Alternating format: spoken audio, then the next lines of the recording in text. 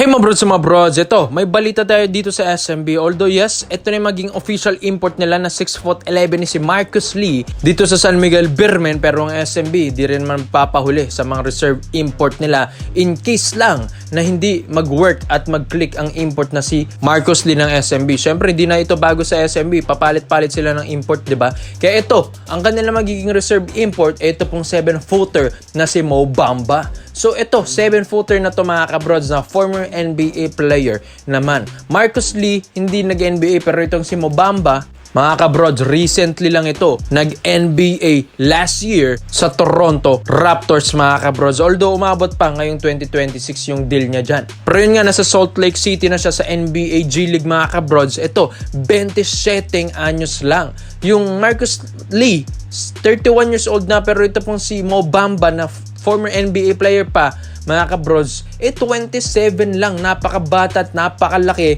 Grabe kung gumalaw, grabe rin kung umiscore, grabe kung maglaro sa paint. Kumbaga sabi nila, bakit hindi na lang si Mo Bamba kung ito yung magiging reserve import na mas malakas pa sa official import, mga kabrods. So, siyempre, ang SMB naman, nag-e-explore pa yan ng mga imports nila. Ayaw naman nilang biglain ito pong lineup nila na biglang merong superstar import na nagkakaroon sa lineup. Dahil siyempre, yun nga yung nangyari dati. Kumuha sila ng mga superstar import. Pero, ano nangyari? Nasapawan yung mga ibang scorers ng SMB. Kaya gusto nila, dahan-dahan lang. Kaya in case, mga kabrods, na hindi mag-click talaga yung Marcus Lee, etong si Mo Bamba i-activate ng San Miguel Beermen. Paano ba naman kasi? Malakas na rin kasi na import ito. Hindi rin naman natin masabi ng SMB, mag-i-stick sila dun kay Marcus Lee. Pero ito pong si Mo Bamba, mga kabrods, pag pinalitan niya yung Marcus Lee, baka ito na yung maging import ng SMB hanggang sa huli.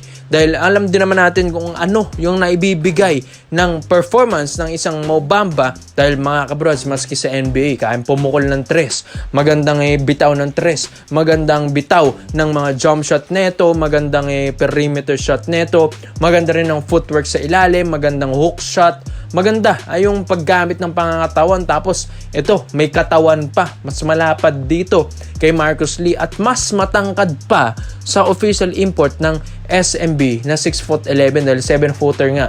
Ito pong si Mo Bamba at maganda rin ang wingspan nito. So maganda at makakuha ito ng SMB as the reserve import nila, mga kabrods, dito sa SMB. Dahil alam din naman natin ng SMB, hindi rin yan mag-i-stick to one na import.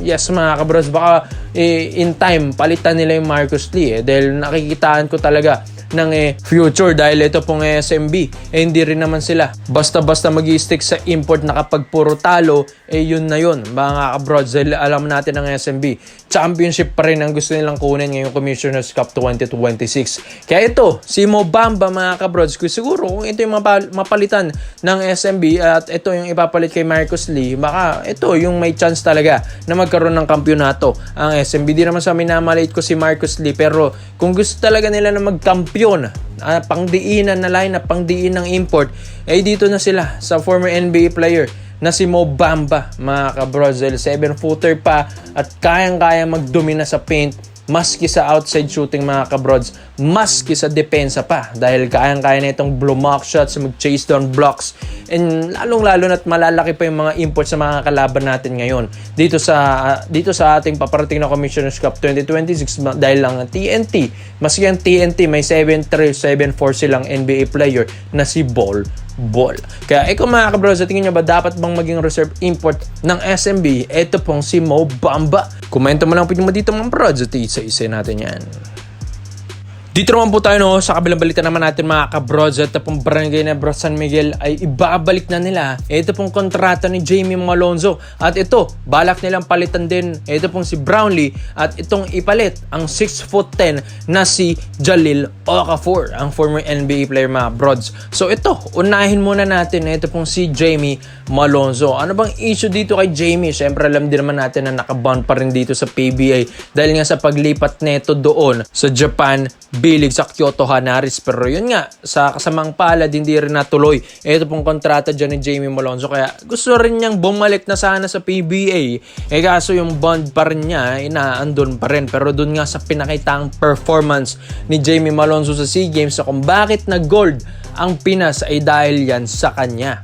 Yes mga kabrods, dahil mas okay na Jamie Malonzo nang nakikita natin. Mas composed na, mas matured na Jamie Malonzo na, at talagang pinakita niya sa mga Filipino fans and maski sa bayan natin na kaya natin manalo sa SEA Games kahit na nagdadaya na yung mga Thailanders na yan.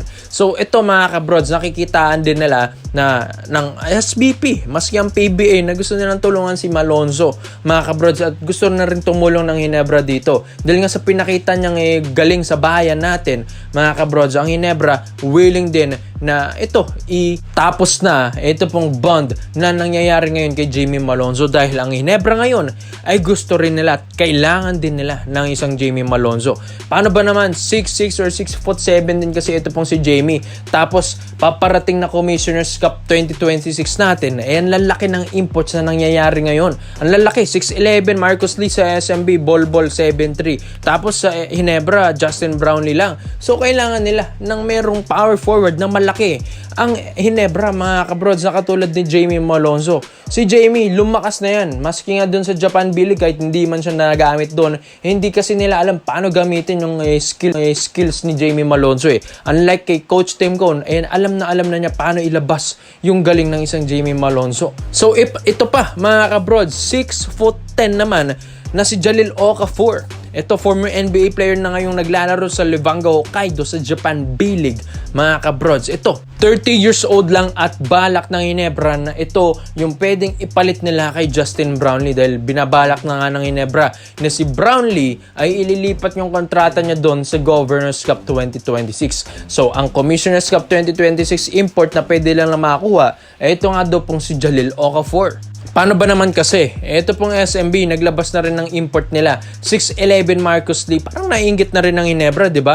Tapos yung TNT may ball pa na 7'4 or 7'3. Tapos yung iba't ibang kupunan, mga 6'11 na yan. So, itong Ginebra, Brownlee pa rin. So, medyo parang nakikita ng Ginebra dito. Why not mag-try naman sila ng malaking import na katulad ni Jalil Okafor? Although yes, official import naman na si Brownlee, pero pwede pa rin niyang mga palitan Yes mga kabrods, habang maaga pa. Dahil alam din naman natin, ito pong si Jalil Okafor, ito, magandang pangangatawan, maskulado mga brods, former NBA player, at talagang dominante rin ito sa paint, at may outside shooting din kahit papano, at ang ganda pa ng depensa.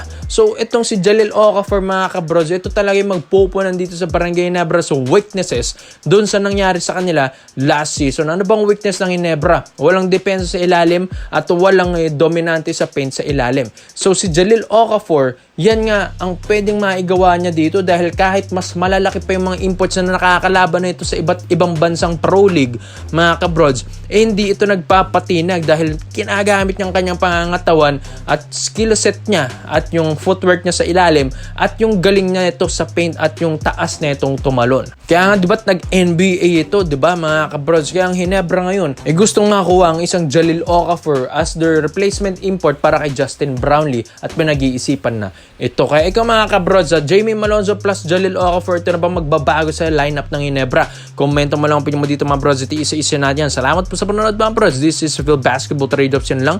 I'm out.